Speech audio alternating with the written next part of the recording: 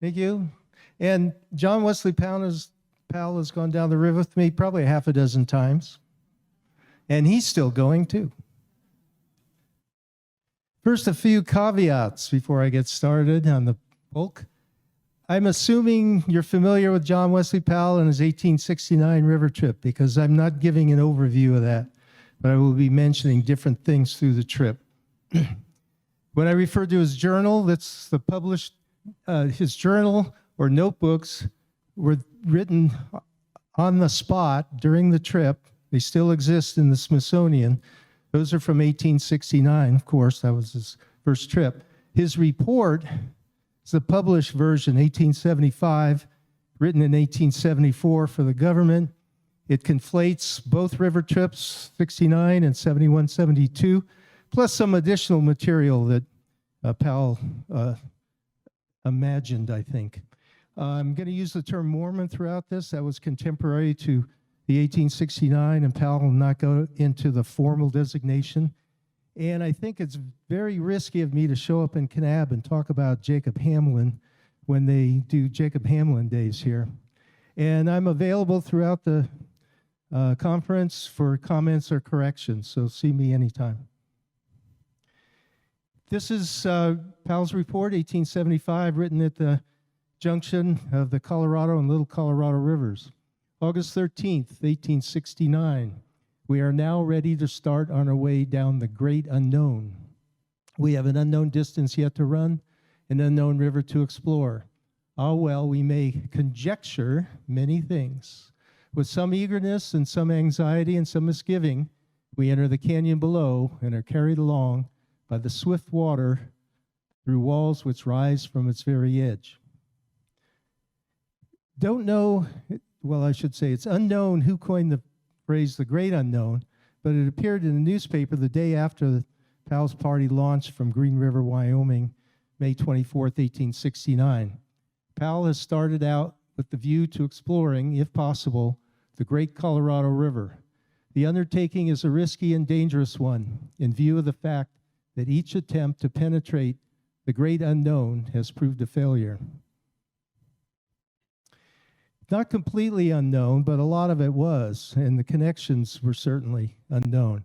10 years before Powell, Lieutenant Joseph Christmas Ives steamed upstream from the Gulf of California to around the Great Bend, which is near where Hoover Dam is, and then took a skiff about 30 miles upstream and back down, and then went overland. A couple of maps from Ives by cartographer Eglestein, and Matt Toro, who's doing a talk on mapping later in the conference, had this quote in a Grand Canyon National Park Centennial issue of the Journal of Arizona History. The map becomes increasingly speculative as it moves east. The cartographer made conspicuous guesswork in depicting the river upstream from Diamond Creek. He makes no effort to presume the location of the confluence of the Colorado and Little Colorado rivers. Only one journal, three main journalists on the 69 trip, free trapper Jack Sumner said this about Ives. In camp, taking observations and measuring walls. The reason is plain to us why Lieutenant Ives and Dr. Newberry did not get to the junction. That was at the Little Colorado in Colorado.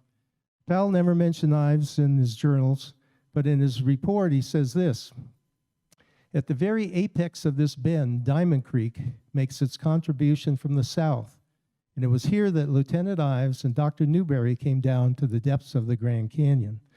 This was not in the river portion of that report, but was in the physical features discussing the geology. And we'll get back to Ives towards the end of the talk. In 1868, Powell led an Illinois Wesleyan University experiential field trip from the college out to the west, and they took along some Gorlinsky maps from 1867. And Powell updated the next year, in 1869, with the map on the right of 1868. It's called the Freehold-Warren map, and what George Bradley referred to as the official map from Washington. And Orville Howland called it a government map we have with us. These were the latest up to date. There was a Gorlinsky map that came out in '69, but not issued until after Powell's trip. For latitude, doing the astronomical observations, there are only two in the notebook number 2, and well, actually only one, and Bradley refers to another. The first one's at the San Juan River, July 31st, which, by the way, was Bert Loper's birthday. If you saw the boat from Bradstock, July 31st, and it was within 1 minute of latitude. That was pretty good for on-river observations. The other one was at the Little Colorado River, August 12th, and Bradley said this: "Major got latitude last night, by which we find ourselves as far south as Colville, so that what we run now must be west from this point." The original destination at the end was at Colville, way out west. Powell and his brother got out just short of that at the Virgin River, and here's the confluence with the LCR. They're within 3 minutes of latitude. So no matter what the river did, they were going from here and ending up here. No longitude observations, nothing reduced in the notebooks. And Robin Stewart, who is going to speak later in the conference, and co-authored with Lars Bergman about the astronomical observations, and said the loss of functioning chronometers, which are the timepieces, due to the swamping of Powell's boat, greatly complicated the procedures needed to find longitude. For that purpose, Powell attempted to fall back on lunar distance observation, or lunars. The round of lunars spanned an unusually long time period, which was not standard methodology and complicates their reduction. Most exhibit internal inconsistencies between the lunar distances and measured altitudes, and therefore do not reliably fix longitude. The lunar distance observations were not reduced during the expedition, and therefore offered no feedback on any shortcomings or how well the observations were being performed. Now, determination of the longitude was a lot more important than the latitude, because it showed how far west they were and how far west they had to go. Getting back to Bradley again, we are expecting to come to the San Juan River for by a Mormon map, which is where I get the title of this talk, which we have. It is only 50 miles from the junction of the Green and Grand Rivers. And we have already come nearly twice that distance. That was on July 30th, before the Bradley's latitude observation. August 20th, we must be getting near where the Mormons run the river, for they have run it 15 miles above Colville. On the 24th, we are much surprised to find the distance to Grand Wash lengthened so much beyond the Mormon estimate, for we have now run over 120 miles from the Little Colorado, and they estimate it from 70 to 80 miles. The reason being is that ours is a distance by river, while theirs is the actual distance by land. Powell never mentions a Mormon map, and neither does Sumner.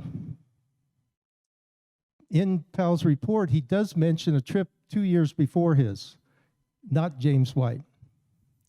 In his report, Powell gives reference to this 1867 river trip from 1.5 miles above Grand Wash down past Grand Wash to the Virgin River, totaling about 36 miles.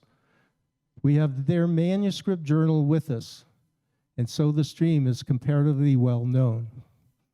None of the 3 journalists from '69 mention the manuscript journal in their 69 diaries. Powell does this in '74. Powell, Bradley, and Sumner do not mention it, and I conjecture that they only had a copy of this newspaper article or a transcription of it, because nobody knows where this manuscript journal is. It was led by Jacob Hamblin. Henry Miller in the middle was the author of the newspaper article, and Crosby was one of the boatmen. This was a 16-foot skiff with Hamblin at a steering oar in the back. Did I go too far? Yeah. Okay.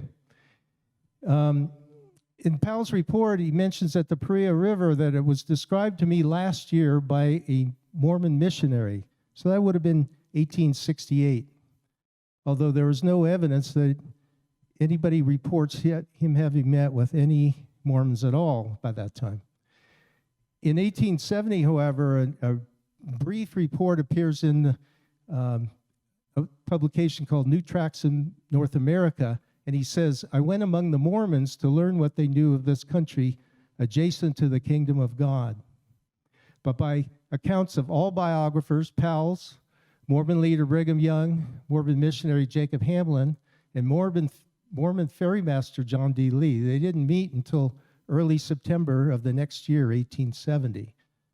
That does not eliminate other Mormons and other Mormon missionaries from this potential list, but no other names are given anywhere.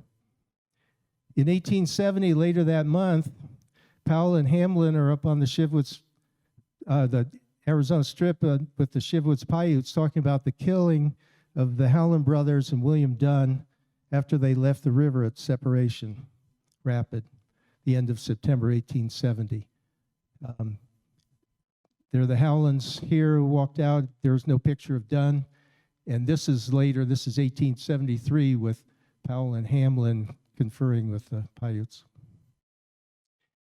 The Mormons also were not known for publishing any maps. So when I'm looking for the Mormon map, I have to go to archival sources.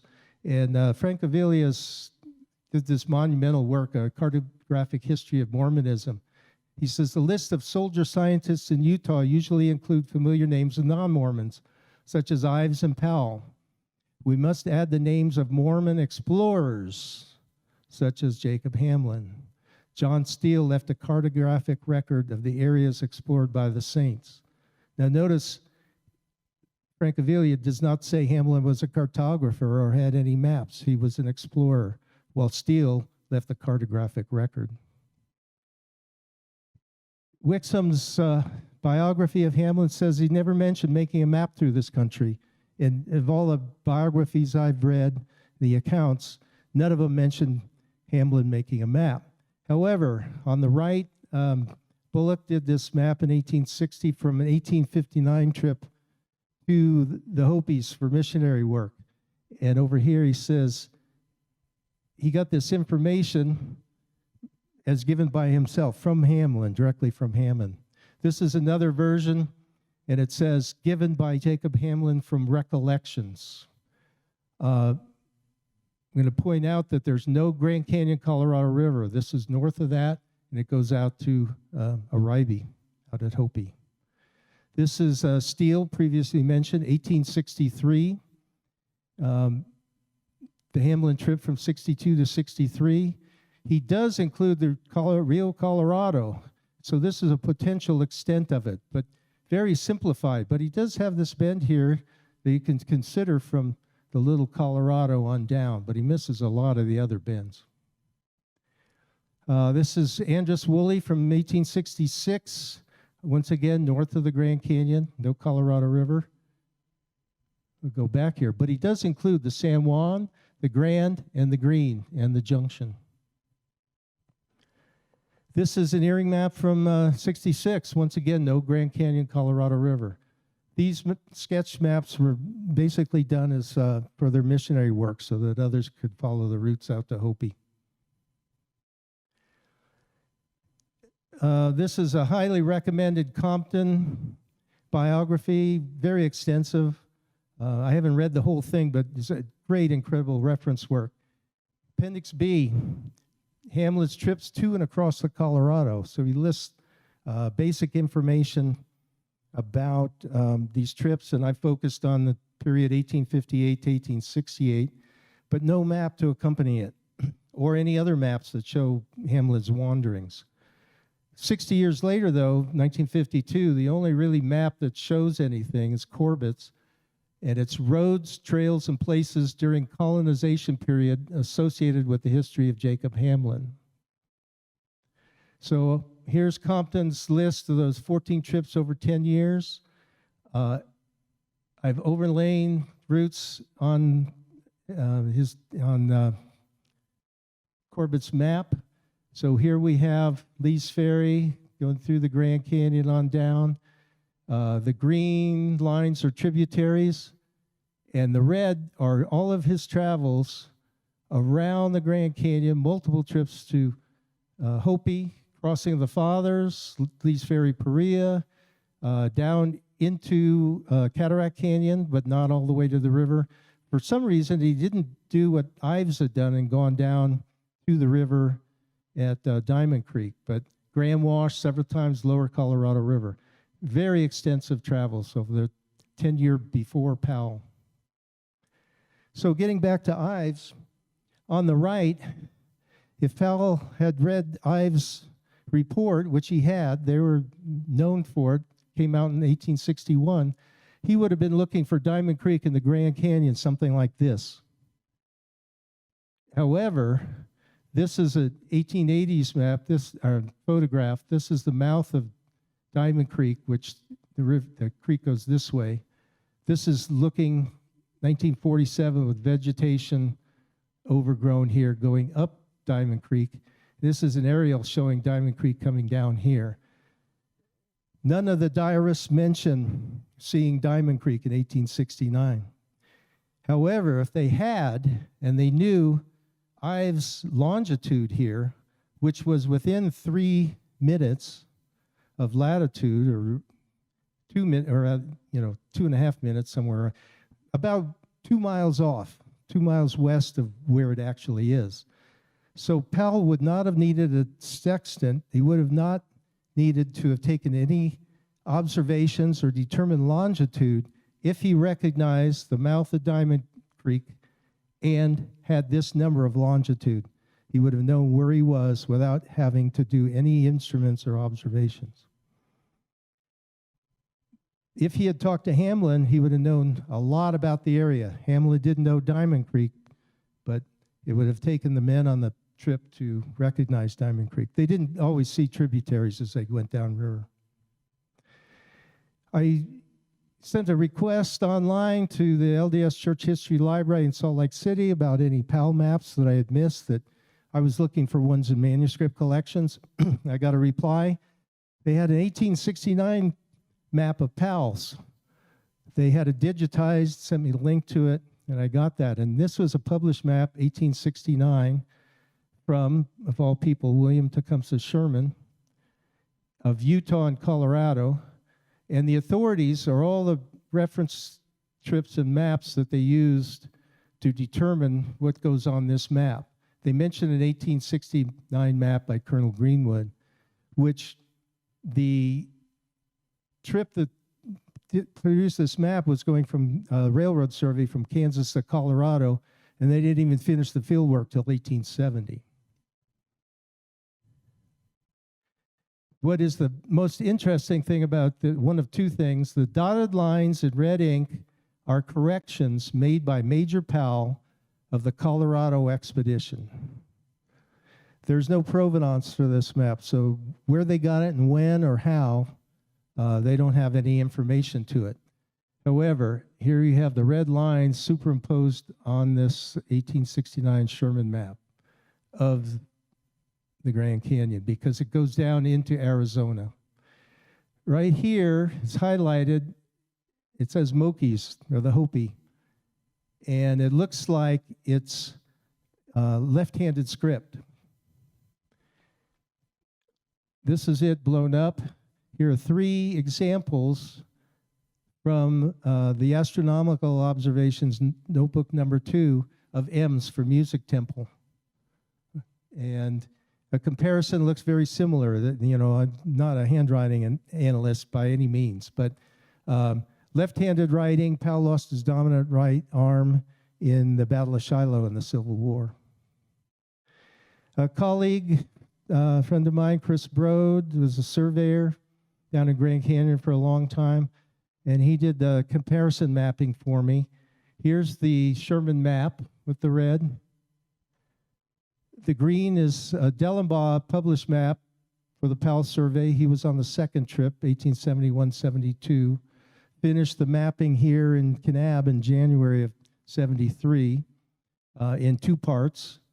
and his is in the green, and in the blue is present-day GIS for the comparisons. It's a great visual. Broad says he has no idea how they got the red line from Powell's trip, but they had produced a map in 1869 that the 1871-72 trip had with them on the river as they were updating the survey and observations. Nobody knows what happened to that map. It's no longer extant. So after 20 years of research, my search continues for the elusive Mormon map. Could it be in some manuscript collection, archival repository, library, or family belongings, or forever lost along with the original Powell 1869 map? Thank you.